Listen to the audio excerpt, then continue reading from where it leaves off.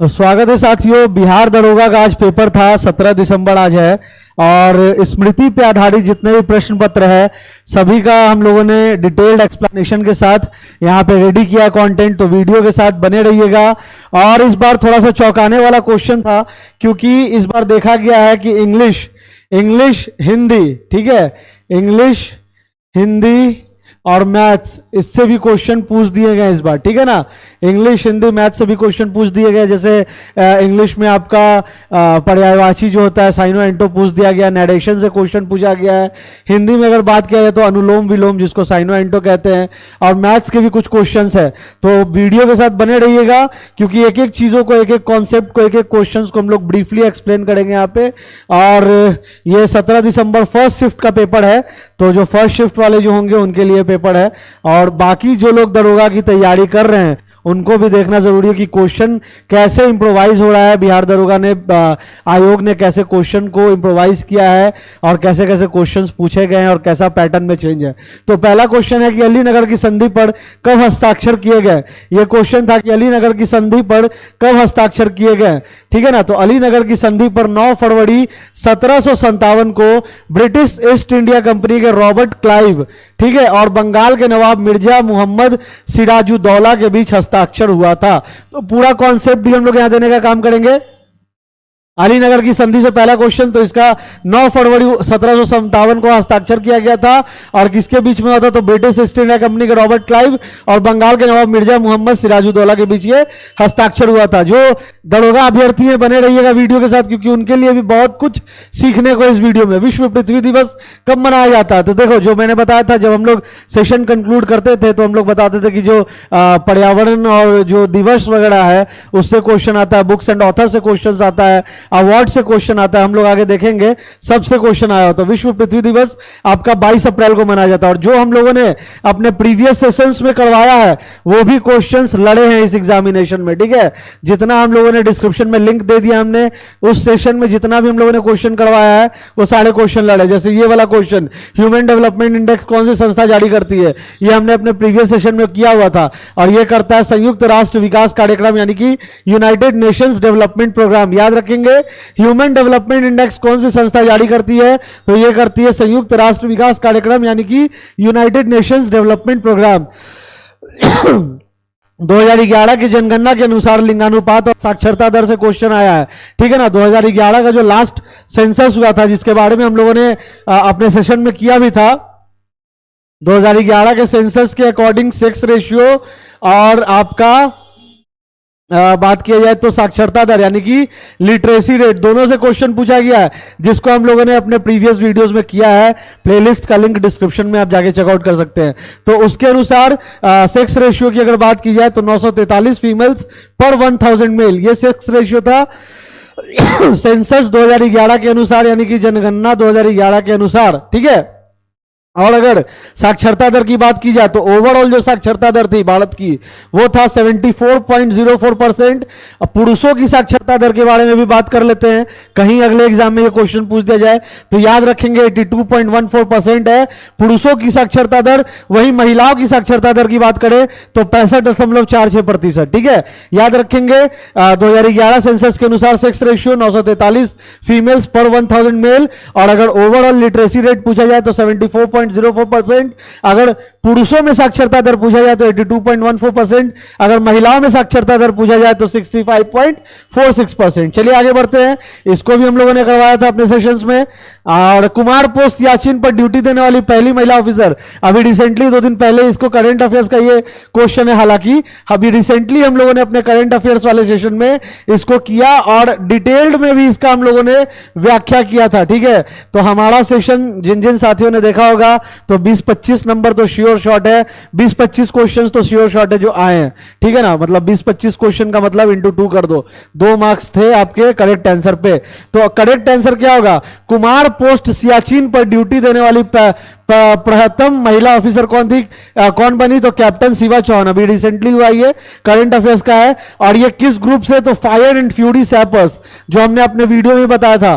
Captain Shiva Chauhan नाम है इनका, जो पहली महिला बनी है सियाचिन के कुमार पोस्ट पर ड्यूटी देने वाली, सियाचिन जो सबसे हाईएस्ट बैटलफील्ड है वहां पे, और फायर एंड फ्यूरी से आपस की है at the highest battlefield of the world Siachen, ठीक है।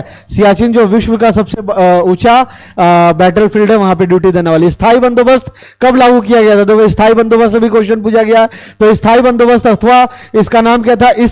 इस्तमराड़ी बंदोबस्त, ईस्ट इंडिया कंपनी और बंगाल के जमींदारों के बीच कर वसूलने से संबंधित एक स्थायी व्यवस्था हेतु सहमति समझौता था, जिसे बंगाल में लॉर्ड कॉर्नवालिस द्वारा 22 मार्च 1793 को लागू किया गया था। याद रखेंगे स्थायी बंदोबस्त कब लागू किया गया था? तो लॉर्ड कॉर्नवालिस के द्वारा 22 मार्च 1793 को लागू किया गया था। आगे बढ़ेंगे।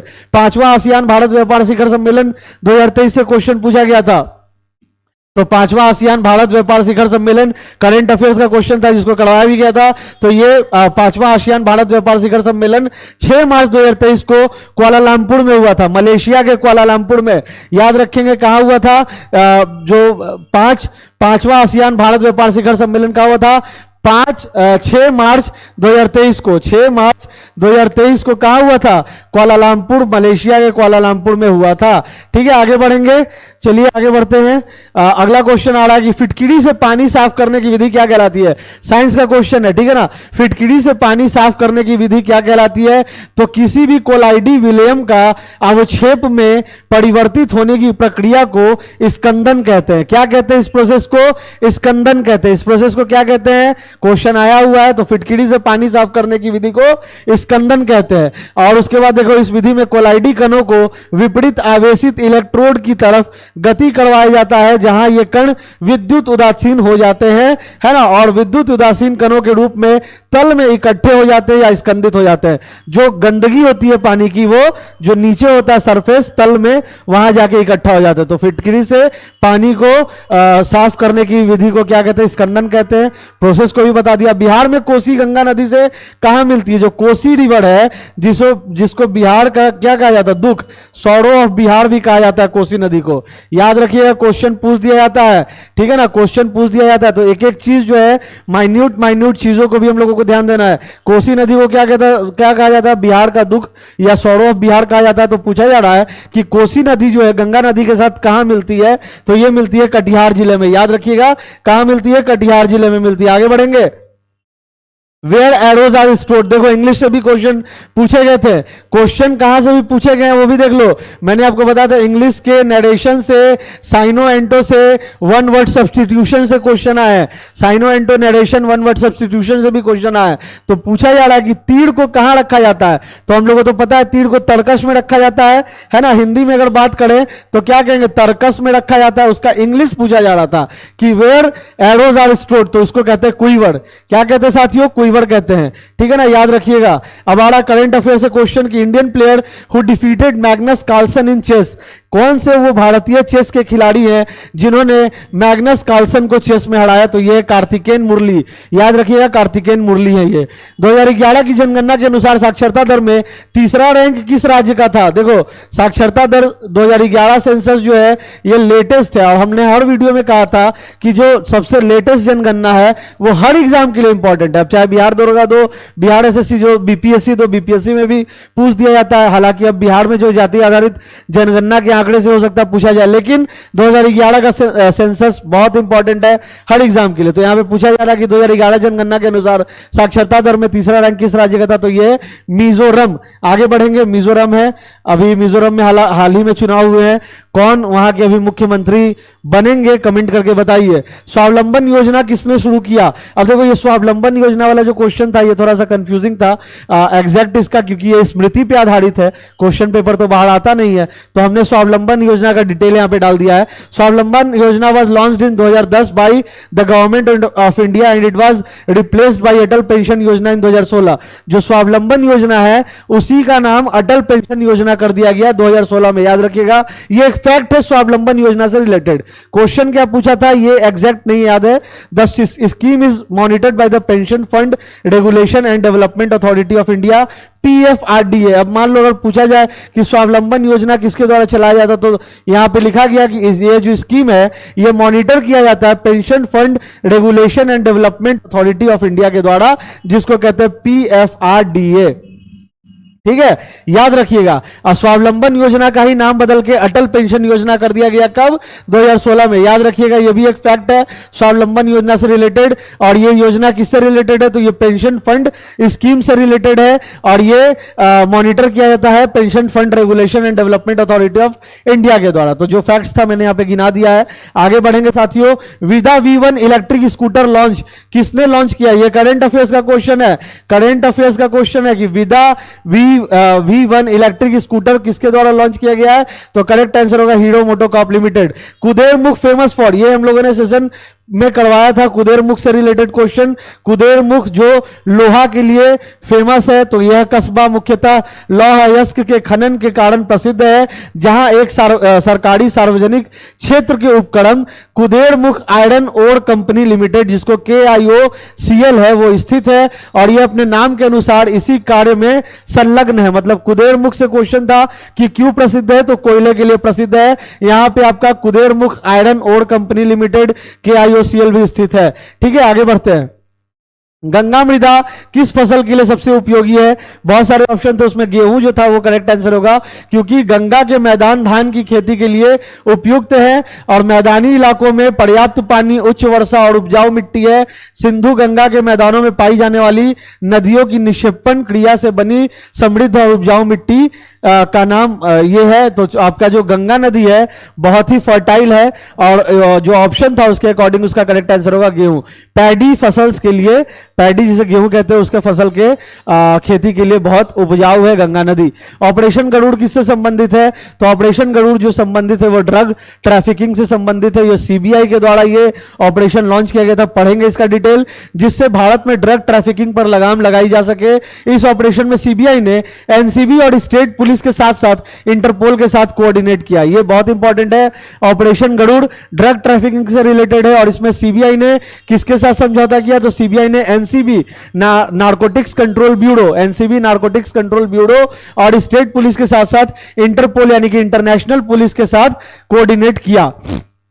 राष्ट्रपति कितने सांसद को मनोनीत कर सकते हैं, यह पूछा गया है। तो राज्यसभा में आधिकारिक 250 सदस्य होंगे, 238 सदस्य राज्यों तथा संघ राज्य क्षेत्रों के प्रतिनिधि होंगे, तथा 12 सदस्यों को राष्ट्रपति द्वारा नामांकित किया जाएगा। तो 250 में से जो है 238 जो होते हैं वो स्टेट और यूनियन टेरिटरी को रिप्रेजेंट करते हैं, लेकिन 12 जो बचते हैं उनको राष्ट्रपति द्वारा नामांकित किया जाता है। चलिए आगे बढ़ते हैं। ब्रॉन्ज किस धातुओं का मिश्रण है? अब देखो क्वेश्चन, साइंस का क्वेश्चन पूछा गया कि ब्रॉन्ज किन धातुओं का मिश्रण है? तो ब्रॉन्ज जो है वो कॉपर और जिंक का मिश्रण है। देखो यहां पे पढ़ेंगे, जो तांबे तथा जस्ते जिंक की मिश्र धातु है और पीला होता है। तांबे और रांगे की मिश्र धातु को फूल भी कहते हैं, और इस लेख में कांसा अभिप्राय तांबे और रांगे की मिश्र धातु से, अंग्रेजी में इसे ब्रॉन्ज कहते हैं। चलिए आगे बढ़ते हैं। इंपीरियल बैंक ऑफ इंडिया के संस्थापक, यह पूछा गया कि इंपीरियल बैंक ऑफ इंडिया के संस्थापक कौन थे? तो ये थे John Maynard Keynes, John Maynard Keynes. ठीक है, मिश्रित धातु को अलग करने की विधि क्या कहलाती है? पूछा जा रहा है कि मिश्रित धातु को अलग करने की विधा क्या कहलाती है? इसको द्रवीकरण कहते हैं, यानी कि लिक्विफिकेशन कहते हैं। किसी अयस्क या मिश्र धातु से धातुओं को अलग करने की एक धातु क्रम विधि है। सामग्री को तब तक गर्म किया जाना चाहिए जब तक कि एक धातु पिघलने लगे और दूसरे से दूर ना निकल जाए और एकत्र ना हो जाए। तो ये इस विधि को क्या कहते हैं साथियों? द्रवीकरण कहते हैं। याद रखिएगा, क्वेश्चन पूछा गया साइंस का ये कि मिश्रित धातु को अलग करने की विधि क्या कहलाती है? तो द्रवीकरण यानी कि लिक्विफिकेशन कहते हैं। आगे बढ़ेंगे। कांगड़ा लघु चित्रकला का संबंध, कांगड़ा लघु चित्रकला, कांगड़ा जो है हिमाचल प्रदेश से है, तो इसका संबंध किससे है? तो कांगड़ा चित्रकारी का उद्गम कांगड़ा से हुआ, जो कांगड़ा रजवाड़े दौर की देन है। और ये कांगड़ा का संबंध कहां से? तो हिमाचल प्रदेश से है।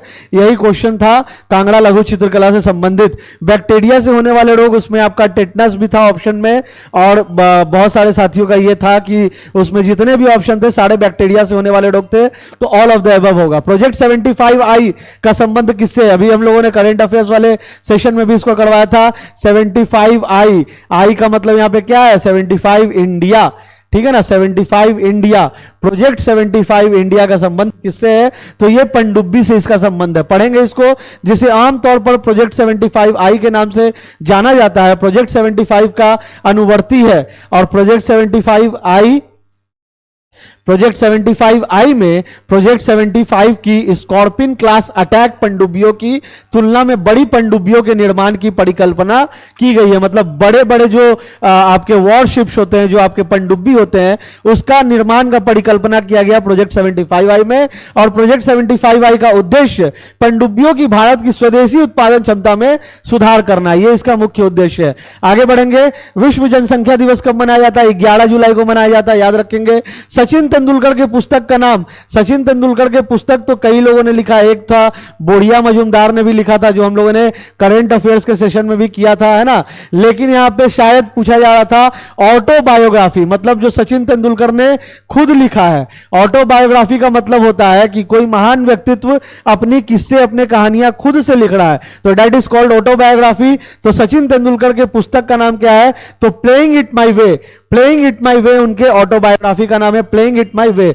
जो मैंने बताया था, पुस्तक को भी हम लोगों ने नहीं छोड़ा था जब हम लोग अपने सेशन को कर रहे थे, क्योंकि पुस्तक से, अवार्ड से काफी क्वेश्चन आते हैं। सबसे कम लिंग अनुपात किस केंद्र शासित प्रदेश में है? यह भी आपका 2011 सेंसस के अनुसार पूछा जा रहा है, ठीक है ना। यह भी आपका क्वेश्चन जो है साथियों 2011 सेंसस के अनुसार पूछा गया है कि सबसे कम लिंगानुपात किस केंद्र शासित प्रदेश यानी कि यूनियन टेरिटरी में है, ठीक है ना। यह क्वेश्चन भी आपका 2011 सेंसस के आधार पर। तो इसका करेक्ट आंसर होगा दमन एंड दीव। 2011 की जनगणना के अनुसार भारत का लिंगानुपात 943 है। 2001 की जनसंख्या के अनुसार लिंगानुपात 933 था। केरल में सबसे अधिक लिंगानुपात 1084 है, जबकि दमन एंड दीव में सबसे कम लिंगानुपात जो 618 है, ठीक है। तो जो सेक्स रेशियो है 618 है, कहां? दमन एंड दीव में सबसे कम लिंगानुपात किस यूनियन टेरिटरी में हुआ? तो दमन एंड दीव करेक्ट आंसर होगा। प्राचीन मगध की राजधानी, पढ़ते आ रहे हम लोग अक्सर, बोलने वाली बात नहीं, राजगढ़ी होगा करेक्ट आंसर। बलवंत राय मेहता समिति का संबंध जो पॉलिटी वाले कोर्स में भी पढ़ाया गया था, बलवंत राय मेहता समिति से रिलेटेड, तो इसका जो है संबंध है वो त्रिस्तरीय, मतलब 3 लेयर पंचायती राज संरचना से है। बलवंत राय समिति जो है, बलवंत राय मेहता समिति जो है, इसका संबंध किससे है? 3 टियर पंचायती राज सिस्टम, याद रखेंगे।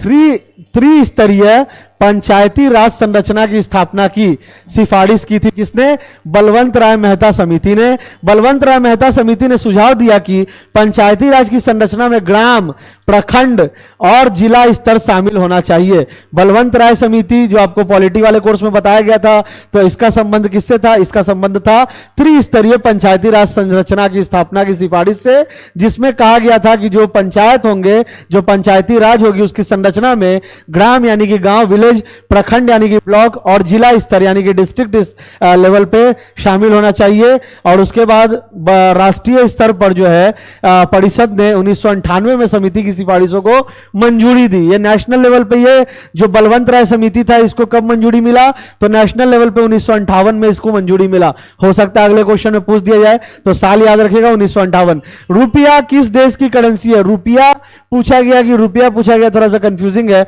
हमने हालांकि यहां पे लिख दिया रुपया भारत की मुद्रा है और इसका प्रयोग भारत के अलावा अन्य कुछ देशों में भी होता है। इसमें नेपाल, भूटान, मालदीव, मॉरिशस, सेशेल्स और सिशेल्स शामिल है। इन देशों में रुपयों को आमतौर पर विदेशी मुद्रा के रूप में स्वीकार किया जाता है। रुपया था कि रुपया था, यह थोड़ा सा कंफ्यूजिंग है। यह भारत का हालांकि है करेंसी। आगे बढ़ते 1940 में प्रथम सत्याग्रही कौन थे? बहुत इंपॉर्टेंट क्वेश्चन था। तो 1940 में जो है प्रथम सत्याग्रही का क्वेश्चन में पूछा गया। तो संगठन के संरक्षक आजाद डांगी ने कहा कि विनोबा भावे महान स्वतंत्रता सेनानी, सामाजिक कार्यकर्ता थे। वो महात्मा गांधी के परम अनुयायी थे। वर्ष 1940 में महात्मा गांधी ने उन्हें अंग्रेजों के खिलाफ सत्याग्रह आंदोलन के प्रथम सत्याग्रही के रूप में चुना। उन्होंने 1951 में भूदान आंदोलन की शुरुआत की। कौन थे? तो विनोबा भावे, याद रखिएगा कौन थे? 1940 में प्रथम सत्याग्रही कौन बने? तो विनोबा भावे बने, जिनको गांधी जी ने अपने परम अनुयायी के रूप में थे। और वर्ष 1940 में महात्मा गांधी ने विनोबा भावे को अंग्रेजों के खिलाफ जो सत्याग्रह आंदोलन चलाया गया था गांधी जी का, उसमें प्रथम सत्याग्रही के रूप में चुना और उन्होंने ही 1951 में भूदान आंदोलन की शुरुआत की। चलिए आगे बढ़ते। जलोढ़ मृदा को क्या कहते हैं? तो जलोढ़क यानी कि अलुवियम उस मृदा को कहा जाता है जो बहते हुए जल द्वारा बहाकर लाया तथा कहीं अन्यत्र जमा किया गया हो तो क्या कहते हैं, जलोढ़क या अलुवियम कहते हैं। चलिए आगे बढ़ते हैं। माइक्रोसॉफ्ट की जगह भारत सरकार ने, देखो हम लोग जो शॉर्ट्स भी बनाते हैं साथियों, जो हमारे चैनल पे आप जाके शॉर्ट्स देखो, ठीक है, जितना भी शॉर्ट्स हमने बनाया है वो सारा एजुकेशनल शॉर्ट्स है, कोई हम लोग फालतू का उसमें ब्लॉगिंग ब्लॉगिंग कुछ नहीं करते हैं। जो भी शॉर्ट्स होता है हमारा इंफॉर्मेशनल होता है और जानकारी पे आधारित होता है। तो काफी सारे क्वेश्चन तो ऐसे भी आए हैं जो हमारे शॉर्ट्स में ही पढ़ा दिए गए, शॉर्ट्स में ही बता दिए गए। तो ये माइक्रोसॉफ्ट की जगह पे हमारे भारत सरकार ने यानी कि हमारे इंडियन गवर्नमेंट ने किस ऑपरेटिंग सिस्टम को इस्तेमाल किया है, माइक्रोसॉफ्ट, जो कि जिसका ऑपरेटिंग सिस्टम का नाम क्या है, विंडोज ऑपरेटिंग सिस्टम। हम लोगों को पता है माइक्रोसॉफ्ट के ऑपरेटिंग सिस्टम का नाम है विंडोज ऑपरेटिंग सिस्टम। इसको हटा करके अब भारत सरकार की एक अनोखी पहल है कि हमारा जो मेक इन इंडिया जो हमारा जो परिकल्पना है उसको साक्षात किया जाए और जितने भी सरकारी दफ्तर, हालांकि जो भी हमारे गवर्नमेंट ऑर्गेनाइजेशन है, स्पेशली जो हमारे डिफेंस ऑर्गेनाइजेशन, याद रखिएगा उसमें हमारा ही स्वदेशी ऑपरेटिंग सिस्टम का इस्तेमाल हो। तो इसका नाम क्या है, भाड़ ओएस। भाड़ ओएस इसका नाम है, याद रखिएगा भाड़ ओएस इसका नाम है। मिनिस्टर ऑफ आईटी जो है हमारे अश्विनी वैष्णव, उन्होंने इसका अनाउंसमेंट किया था।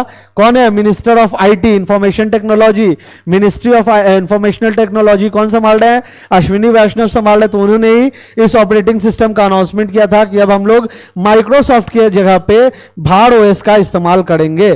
ठीक है, ये सिक्योरिटी पर्पस के लिए भी है और मेक इन इंडिया को बढ़ावा देने के लिए भी है। चलिए आगे बढ़ते हैं। भूपेन हजारिका का संबंध किस क्षेत्र से है, तो ये तो संगीत म्यूजिक के क्षेत्र से इनका संबंध है। तो अब आइए इसकी डिटेल को भी पढ़ लेते हैं क्योंकि क्वेश्चन पूछा जा सकता है। 2019 में भारत रत्न पुरस्कार प्राप्त करने वाले भूपेन हजारिका संगीत के क्षेत्र में प्रसिद्ध हैं। याद रखिएगा जो क्वेश्चन पूछा गया उसका आंसर।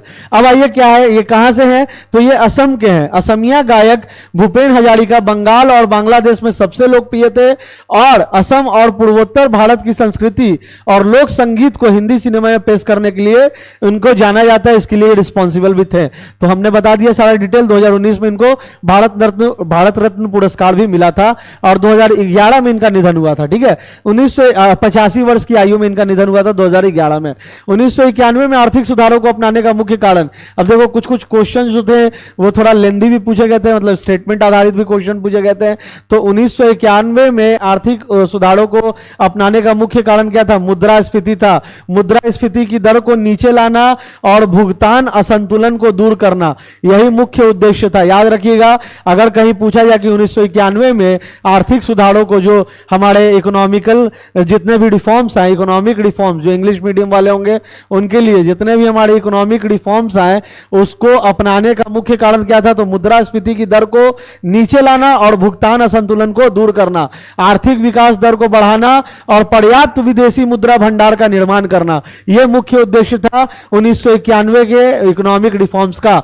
ध्वनि किस प्रकार की तरंग है, देखो बहुत इंपॉर्टेंट क्वेश्चन था, यह भी पूछा गया कि ध्वनि किस प्रकार की तरंग है। तो ध्वनि जो है भैया हम लोगों को पता है इलेक्ट्रोमैग्नेटिक वेव नहीं है, ध्वनि मैकेनिकल वेव है। ठीक है ना, ध्वनि एक यांत्रिक तरंग है। यांत्रिक तरंग का मतलब होता है भैया मैकेनिकल वेव। ठीक है, मैकेनिकल वेव है, ध्वनि एक यांत्रिक तरंग है, ना कि विद्युत चुंबकीय है, यानी कि इलेक्ट्रोमैग्नेटिक नहीं है, क्या है, मैकेनिकल है। ध्वनि किस प्रकार की तरंग है, तो मैकेनिकल वेव है। Sound is a mechanical wave and not an electromagnetic wave. याद रखिएगा। आगे बढ़ते हैं, आखिरी क्वेश्चन है जो स्मृति पे आधारित हमारे पास आया और बाकी हमने आपको बता दिया कि हिंदी में अनुलोम विलोम बोल रहे हैं, विलोम शब्द पर्यायवाची शब्द से क्वेश्चन थे, इंग्लिश में वन वर्ड सब्स्टिट्यूशन के क्वेश्चन थे, साइनो एंटो के क्वेश्चन थे, मैथमेटिक्स का भी एक क्वेश्चन था, एक एग्जांपल होगा मेरे पास, उसको भी यहां पे हम बता देंगे। अब आखिरी क्वेश्चन है कि ध्वनि किसमें सबसे तेज चलती है।